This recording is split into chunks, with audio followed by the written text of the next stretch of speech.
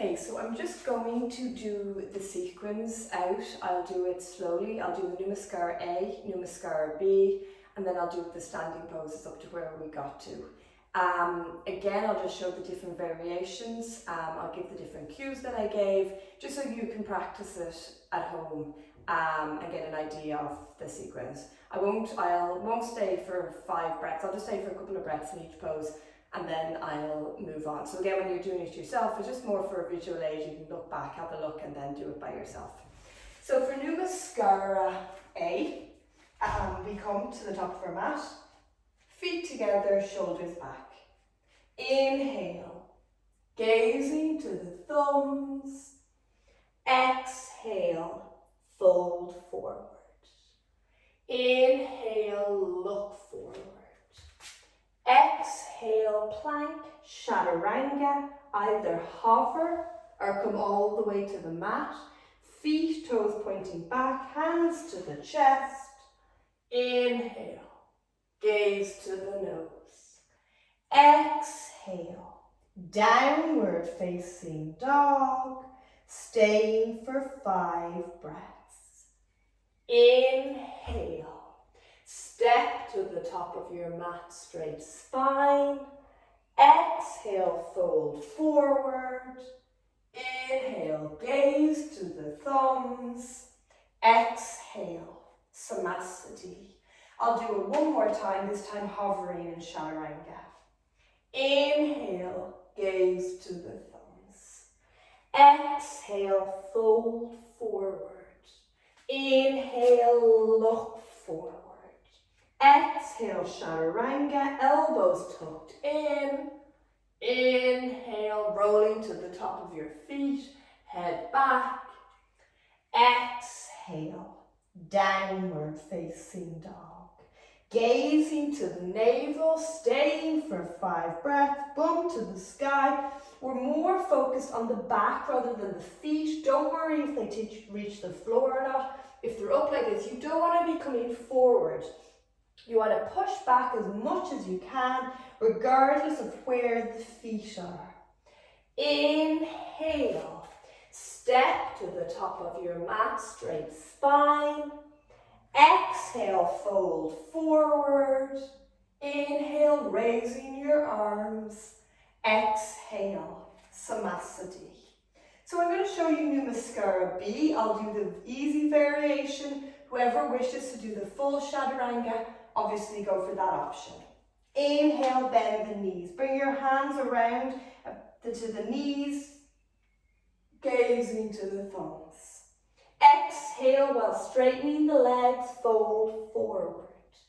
Inhale, look forward. Exhale, chaturanga. Inhale, upward facing dog. Exhale, downward facing dog. Inhale, your right foot, gaze to your thumbs. Exhale, chaturanga. Inhale, upward facing dog. Exhale, downward facing dog. Inhale, your left foot. Exhale, so for this one I'll lower all the way down, chaturanga. Again, really be mindful with upward facing dog that the toes are going back, that they're not tucked under, that you're inhaling, you're coming back, you're not bringing the shoulders forward, opening, opening, gazing back. Exhale, downward facing dog. Stay for 5 breaths. Inhale, step to the top of your mat. Exhale, fold forward. Inhale, bend your knees, gaze to your thumbs. Exhale, samasthiti. Again, if any of this doesn't make sense, or if you're unsure, if you feel like you're doing something wrong, just send me a message. So we're going to come to Padangusthasana. We're bringing our feet hip distance, our hands to our waist. Inhale. Exhale, come forward, reach for your toes. If that's not comfortable, reach for anywhere that is, the shins, anything that works for you. Inhale, look forward. Exhale if it's comfortable, come forward, bend the elbows out. If it's not, you could come something like this or anything in between. Staying for 5 breaths. Inhale, look forward. Exhale, bring your fingers or your hands onto your feet to Pada Hastasana, or stay in the previous asana. Again, lengthening, gazing to your nose, staying 5 breaths. Inhale, look forward. Exhale, hands to the waist. Inhale, slowly come up. Exhale, Samasthiti. Inhale, come to the side of your mat, Uttara Trikonasana. Your arms open, right foot out. Bend from your side, full position holding the toe. That's quite challenging. Anywhere is fine. You're better to have good alignment. Left hand being pulled to the ceiling, right hand down, hip open, gaze to your hand. Again, we're going to stay for 5 breaths. Inhale, come up, arms open. Exhale, left side. Again, listening to your body, making sure you're trying to keep that alignment. You don't want the arm forward, you don't want it too far back.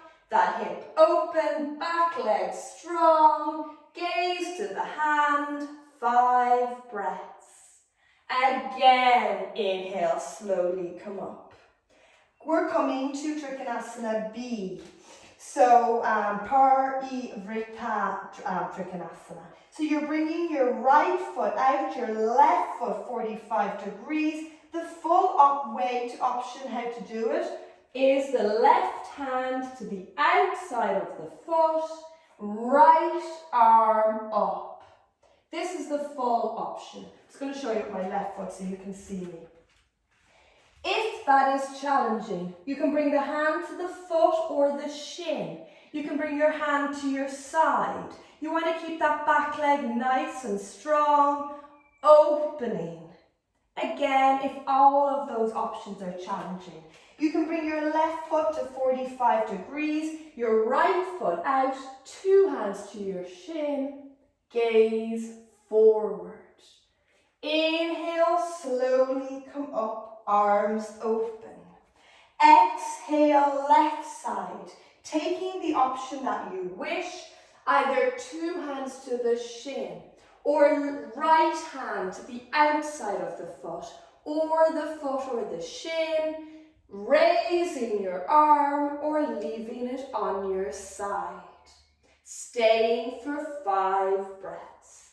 Inhale, slowly come up, arms open. Exhale, Samasthiti. So that again was a pair. You do the first side and then you do the reverse of the same asana.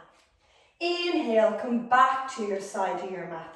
Uttara Parsvakonasana. Legs wider, arms open, right foot out. Arm to the leg or the outside of the foot. If it's to the leg, you want to keep that back leg strong. You're trying to open that torso. Arm over, gazing to the hand. Or bringing the hand to the outside of the foot. Again, you want to open. You're not trying to close and just get the arm over. More important to open. Gazing to the hand, 5 breaths. Inhale again. Slowly come up, arms open. Exhale, the left side. Again, gazing to the hand or the hand to the outside of your foot. Be mindful the knees not over the ankle. Keep the back leg strong, opening the torso. Inhale, slowly come up. We're coming to the reverse of Parsvakonasana. So again, Parivrtta Parsvakonasana. So you're bringing the right foot back out. I'm going to bring the left just so you can see me. And you're coming either to an easier variation, hands in prayer. And then your left shoulder, right leg, gazing to the ceiling, back leg strong. If you find that quite easy and you want it harder, kind of more of a challenge, the full variation is left shoulder outside of the right leg. So this will be the first variation of the harder variation. Second variation of the harder variation, bringing the right arm over. And final one, left foot to the back of the mat, grounded, and then gazing. Inhale, slowly come up, arms open. Exhale, left foot out, knee over the ankle, right shoulder, left leg, gazing to the ceiling, back foot strong, 5 breaths, or taking one of the other variations I showed you. If the other variations aren't clear and anyone wants to do them, just message me and I can send you further videos.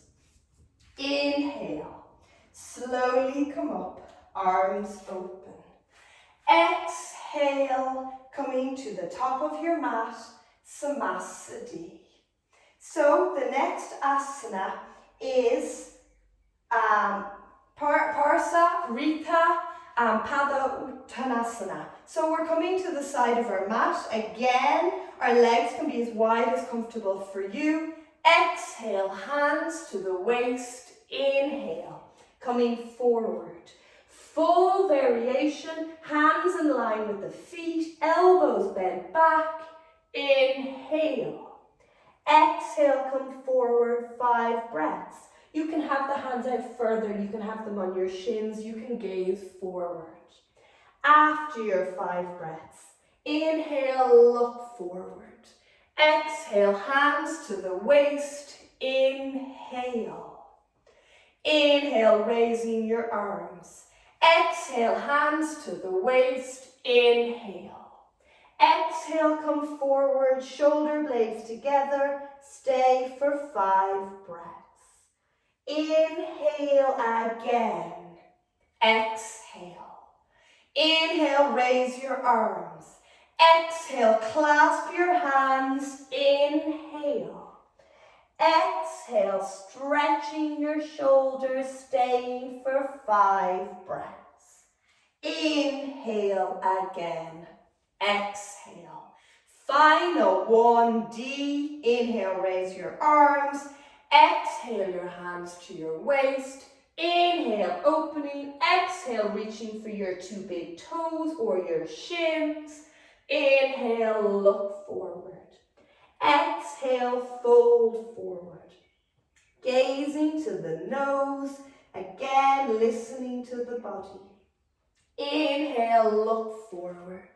Exhale, hands to your waist. Inhale, arms open. Exhale, Samasthiti. So that brings us to the end of the asana that we've learned so far. I'm just going to recap for those who missed the start of the class, the few things I went over. Anyone else, you don't have to listen to this, but I'm just going to put it on video rather than email it. So the first thing we spoke about was the pranayama and the benefit of the pranayama. So that is the breathing aspect, and the type of breath that we use is Ujjayi breath. Ujjayi breath is sound breathing, so when we're doing our practice, we're listening to our breath to help us become more meditative. The other part of Ujjayi breath is that it helps warm our internal organs, creating a fire, heating us up, allowing us to benefit and get into and as far into each asana as we are capable of. After that, I spoke about drinking water during class. So typically, when you're practicing yoga, you don't drink water. You drink before and you drink after. If you drink during, it puts out that fire that you've created using your Ujjayi breath. Again, everyone needs to listen to their bodies. Some people just want to drink it, that's absolutely fine, but I'm just telling people how I practice and how I've learned. But again, it depends on your body, depending on different health conditions, if you're pregnant, etc. There's absolutely no problem drinking water. but that would be the reason why. Also, your body is spending the practice digesting the water or food if you've eaten just a few minutes before a class, rather than allowing it to work on each part of the body. So it's already busy. So that's why the morning time is a very good time before you eat to practice. The next thing I spoke about was drishti. And drishti is the place that we gaze to when we are practicing. So with each asana, there's a different spot. It could be the nose, we could look to the hand, we could look to the toes, etc., etc. Each time I go to a pose, I say the place you to look at. So that is called the drishti. The reason for the drishti is to again keep our mind focused. If we are gazing all around the room, we get distracted. It isn't the point of gaze that's important. While we are gazing at that particular place, we are to look inwards. So it helps us look inwards inside of us, allowing us to come inside and become much more meditative. The third and final part that is also very important are the bandhas. There is 3 bandhas. Medulla bandha, which is located on top of the cervix for a woman, the perineal muscle for a man, and then there's the Uddiyana bandha, which is more up in the top of the stomach. It is the core part of our body. And then there's the Jaladhara bandha, which is a chin lock, which isn't used quite so much. There's a few poses like Dandasana that we use it in, and a shoulder stand. But it is used primarily in pranayama when we are practicing our pranayama separately to our yoga practice. When we are in each asana, we use the bandhas to engage. Again, that engagement helps us to get into the asana properly. For example, in a forward bend, if we engage our medulla and Uddiyana bandha, we take the pressure off our lower back. In the standing poses, we are using those bandhas to build up strength. By engaging, it helps us engage into each asana rather than just allowing our body to be kind of floppy or just kind of getting it into a position. And it helps us to really feel how that asana should feel. So there are mainly the three most important things when practicing Ashtanga Yoga. Also, what is important is listening to your body. It is not about getting into the final part of the asana. It is just about benefiting for you. So what we are looking for is a non-attached approach to each asana, which helps us to just practice without worrying how well we practice or don't. It is just the practice, it isn't the asana. The asana is just the movement to help us to be meditative and to meditate in our Shavasana. So that, I think, is kind of recaps almost everything I said. I'm sure I said other things. Again, feel free to ask me any questions at all. And what I would hope for everyone is that they each week will practice as much as they can those asanas. Again, there's different abilities and different levels within the groups. So if you don't want to do the next round of asanas or you only want to do 2 more of them, that's absolutely fine. Just working with you and your body. So again, if you have any questions, feel free to message me and I will help you further. Thank you.